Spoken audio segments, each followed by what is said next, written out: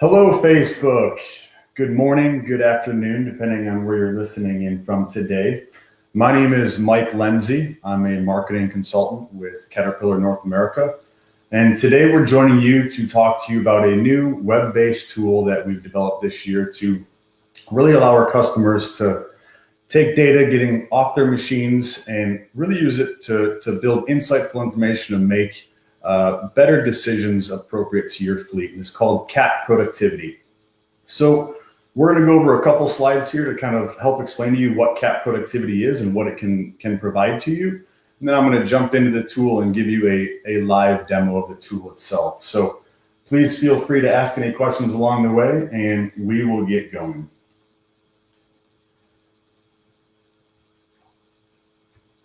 So before we get into the tool itself, it's important that you understand that we design these tools to help our customers solve problems. And in order to do that, the very first thing we need to do is understand where our customers' challenges are and how we can actually help impact positive change for those challenges. So here's a couple of customer feedback voice that we pulled over the years to really kind of help understand what their biggest challenges are. And these are really tailored towards customers like quarry customers, load and haul or mass excavation type customers that run a load and haul type fleet where they know their machines are working 8, 10, 12 hours a day. They're blowing black smoke out the stack, but really trying to understand exactly if those machines are being productive, how productive they're being, and if they're being as efficient as possible, meaning getting the best return on investment for that particular asset that's out there working. That's where CAT Productivity is really going to come in and help our customers use data to make better decisions, to better impact their fleet and get the best return on investment they possibly can from that fleet that they're running on a daily basis. So what types of questions will CAT Productivity answer? These are a couple that we threw out there that are pretty predominant with our customer base today. Again, when we talk about CAT Productivity, I want you to think of all you customers out there that are working in quarries, that are running a load and haul fleet, whether it's mass excavation, so large wheel loaders and rigid frame trucks, excavators and articulated trucks, scrapers, and really want to understand the production of that fleet out there. But some of the questions that we're going to help our customers understand is, hey, how many loads did I haul today? Or how many tons did I produce? Am I meeting my production targets that I've set forth for this particular project? And if I know how much material I produced, can I then go out and understand, okay, if I'm moving different types of material, am I moving the right material? Am I moving one material more efficiently than the next? Meaning, how am I utilizing my machines to move that product? And essentially, how am I impacting my cost per ton? Our overall goal is to increase productivity, which is going to reduce the cost it takes to haul each individual ton of material produced. And so where are the bottlenecks in our customers' production? And can we help them remove those bottlenecks to make that fleet a little bit more efficient than it was the day before? That's the whole intention of CAT Productivity. So when we look at CAT Productivity, I want to give you a quick overview of what type of information we're going to provide before I jump into the tool and give you that quick overview. So in the tool, we're going to have a couple dashboards, the productivity dashboard and the utilization dashboard. The productivity dashboard is really what we're going to focus heavily in on today. And the key performance indicators that we're going to give you in that dashboard are load counts, meaning how many loads did my fleet haul today is a pretty good indication of productivity today for our customers. Payload, so if your machines are capable of providing real life payload information, we're going to populate that information for you so you know how many tons of material were hauled for that given day. And then even some volume indications if you want that data in more volume versus US tons. Cycle time and segments. The key to productivity for a load and haul fleet, especially the haul segment, is understanding your cycle time and how much time you're spending in each segment of that cycle. So giving you the capability to actually break that cycle down, understand where you can reduce that total average cycle time is one of the key things to improving that productivity. And we're going to show you how we can provide that information for you today in the tool. And then a map view to show you where are these things happening on your job site. Where is your load zone, your dump zone, and really where you're pulling material from and putting it on that particular job site or quarry. Now, utilization dashboard, we won't get into too much today, but we're going to dive into a little bit on hours. So working and idling hours, working and idling fuel burn, and am I being efficient or am I losing production hours and fuel burnt on idling or non-productive times? And then if we have time, we'll get into some productivity insight type information, but really going to focus on that productivity dashboard to kind of give you the 70% of what we're here to provide for you today. So without wasting any time, let me dive into the CAP productivity tool for you here real quick. So in the CAP productivity tool, again, I mentioned this is a web-based platform that essentially is taking data that's being sent off the machine and putting it into this dashboard that is really going to help our customers use that information to better their fleet. So the first page you're going to come to is this dashboard page. And essentially what you're seeing here is a demo account that we have set up for Caterpillar. And what this is essentially saying is if a customer had 6 different job sites or 6 different quarries, today we're going to focus on a quarry for a demo site. If the customer had 6 different quarries, they'd want to know what their production against their target metrics was per quarry. And so this is the dashboard we would be able to understand, hey, how many assets are on that particular site? What are my tonnage per hour production? And do I need to kind of pay some more attention there if I'm not meeting my production targets? You can see here in the last 7 days, about 955 tons per hour against a target of 1,000. And then we're meeting our cycle target. We're getting about 10.1 cycles per hour compared to a target of about 10. So we're going to jump into this site. And the very first thing that is going to pop up here is Facebook. Give me 1 second here. I just got logged out of my tool. Give me 1 second.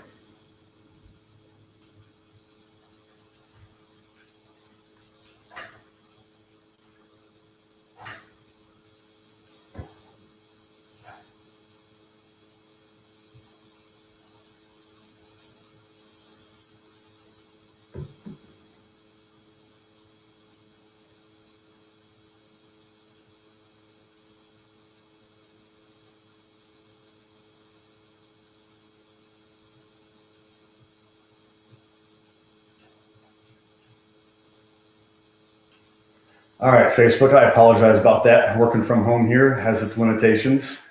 So let me actually get you back into the tool. We click on here, and this is the home page you're going to see for each site that you essentially click on and log into. What you're going to see is we're in the production screen here, and I've got defaulted. I first want to see my load counts for the past 7 days. I'm focused on my hauler fleet. So in a load and haul application, we've got obviously haulers and loaders. We're going to be looking at our haulers for purposes of today. And then I'm defaulted to the last 7 days. Now I've got some different options to select here. If I want to view by load counts, I can view total payload and then segment or cycle time. Then if you're in the construction application and you would like to listen to or look at some more volume, cubic yards type information, we would have that option for you as well. And then if I look at my filtering ranges, I've got some defaults. So if I want to look at today, yesterday, the last 7 days as defaults, and then I can have a custom range where I can click anything up to 7 days maximum date range. So if I want to look at mid this week to mid last week or a completely separate date last month, I can look it up to 7 days of custom range wherever I so desire. And so the first view you're going to see here is the last 7 days, how many load counts we got per day for those 7 days. So you got your dates, and as we hover over, you can kind of see exactly what your production was per day against our target of 80 loads per day. And you can see that we're doing pretty good across the last 7 days. Yesterday, we only got 32 loads in and missed our production target. So one of the things we want to do is really take a look at yesterday and understand what happened and why we got there. So we'll do that in a second here. Looking a step further, as we go down further into our CAP productivity tool, we want to give you guys, our customers, a little bit deeper level of information the further you go. And so over the last 7 days, we've averaged 100 loads per day.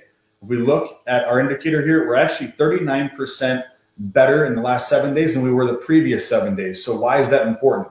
we want to give you the information to know, are you trending in a positive or a negative manner? So in this case, we've actually got 39% better production in terms of load count per day than the previous 7 days. So overall, a positive message. Next thing is hauler cycle time. We want to give you guys the information on hauler cycle time to know, are you trending upwards or downwards? Meaning, are you reducing that average cycle time for your haulers? And in this situation, we're 10% better the current 7 days as we are the previous 7 days. So we're making positive improvement towards the overall productivity on our site. And then loads per hour. If our loads per day and our hauler cycle time data is trending in the positive direction, our loads per hour are going to trend in that direction as well. And then pass count per cycle is an advantage that we get for some of our newer equipment that we have available today, where you'd actually be able to understand the average pass count that was made by that loader to load each of your hauling units on the site. As we go down, we're going to get a little more into detail on each individual assets. And as we go down here, I want you to think about that September 8th date, which was yesterday, and try to understand what was happening yesterday that caused us to drop in production. So as we go down here, we have an asset list. So I know that we've got anywhere from 3 to 5 haul trucks working per day. And so an asset list is going to let us dive into each one of those individual assets to let us know how they contributed to us getting to that total target. Now, you can see some of the same information here. I'm going to scroll down here, and what I want you to look on is this September 8th date to see how each individual truck contributed. And as you can see, it's pretty consistent across the board that a lot of our trucks did not produce as much material yesterday, or as much loads as we wanted them to. And so as I go, let me go and show you, we'll dive into yesterday just to verify. My guess is that we did not have, we had a down in production yesterday. And you can see, yep, pretty much the entire morning, our haul fleet did not actually produce any material. As I call our on-site supervisor, he's going to inform me, hey, our crusher went down, our surge pile is overflowing. So we shut the trucks down and cut off production yesterday while we got our crusher up and running. But this is going to give you the information as the customer to really understand what's happening on that site, to know where the opportunities of improvement are and maybe why you do not meet production. Let me go back up here and go back to full 7 days. Looking back, the only other thing that I did not show you, so we've got our load counts here. You see all this data down here. We have and there's a delay while I'm presenting here. We have a map view that really allows the customer then to understand, okay, where are these loads occurring on my particular job site? So on this side, I can tell you that we've got a couple different faces here where we're loading material down on these faces. Again, this is a demo account, and that we're actually hauling up to a production site here, or a crusher where we're dumping. So we can kind of see where exactly the work is happening on that particular job site, and we can drill down at each individual dump event. So what this is saying is that in this secondary crusher here, we put 77 loads over the last 7 days. And as you drill down in individual days, you'll see just the loads that represent that particular day. And again, this is a site that we kind of set up just for demo purposes for this tool. The other thing you'll notice is we've got these geofences, or these zones here, that allow you to understand how much material is going into a individual crusher or leaving a certain area. So we've got this one titled the new crusher, and we've got identified the total amount of dump events that went into that area in the last 7 days and what the average time was for that cycle. And so it really allows you as the customer to dive into more rich data, understand, hey, how much material is either pulling out of a certain area, a cut zone, a face, whatever that is, and then where is it going? Is it putting in to a fill zone option of up to 5, 6, 7 fill zones, whatever it is, or an individual crusher? Really lets you narrow in on that data to understand what your production is and where it's going. As I go up here, I'm going to go in another KPI, which is payload. And essentially what payload is going to do is it's going to allow us to really dive into the exact same information, only on a tonnage basis. So instead of seeing total loads produced for the day, you're going to see total payload produced for the day. So we see on this individual day, back in the 3rd, we've got five haulers that produced just shy of 13,000 tons. Then we got a breakdown of measured payload versus estimated payload. So Cat Productivity is capable of working on new Cat machines, old Cat machines, and non-Cat machines. So every single asset out there today has a different capability of what kind of data they can send off of us. The most current Cat machines today can give you down to the load information on payload and report that in that tool, whereas some of the older Cat or non-Cat machines might not be able to give you any payload, and we have to provide it with an estimated payload. Say we know that machine can haul 92 tons per load. We can actually set that metric for that machine. Every time a load comes, we can get an estimated indication of how much material is produced. So that's why you're going to see measured versus estimated payload there. But again, the same data you would see on load counts. So breaking down an hourly production, hauler cycle time, and payload cycle on a tons basis instead of an actual load count basis. The next screen I want to show you is this segment. So when you think of segment, think of about cycle times. And if we can reduce our cycle times, it allows us to get more cycles in a day, increases our total production per day, per week, per month, and then reduces our total cost per ton because we're using the same amount of fuel, same amount of assets to get more production, reduces our overall cost per ton. So what we do is the segmentation KPI screen is essentially breaking us down into what's our average hauler cycle time for that given 7 days. And again, you can filter this by 7 days, today, yesterday, or even a custom date range if you want to look at trends over time. So we're averaging 8 minutes, 50 seconds. And then it breaks down into, you see these different segments of that cycle. And the key ones here I like to point out to our customers is how much time that truck is spending empty, stopped, typically waiting at the loading tool to get loaded, or loaded, stopped, waiting at the crusher or the surge pile to get to dump. And as you can see here, we're spending quite a bit of overall time on our cycle in that empty, stopped, and loaded, stopped segment. So if I click on that, it pulls out that piece of the pie and gives me a little bit more indication of how many occurrences that happen, what total amount of time I'm spending, and what the average time spent empty, stopped is. And so I know I've got to look into these two key areas here to understand, hey, if I can reduce my empty and loaded stop time, I'm going to improve my average cycle and increase my overall productivity.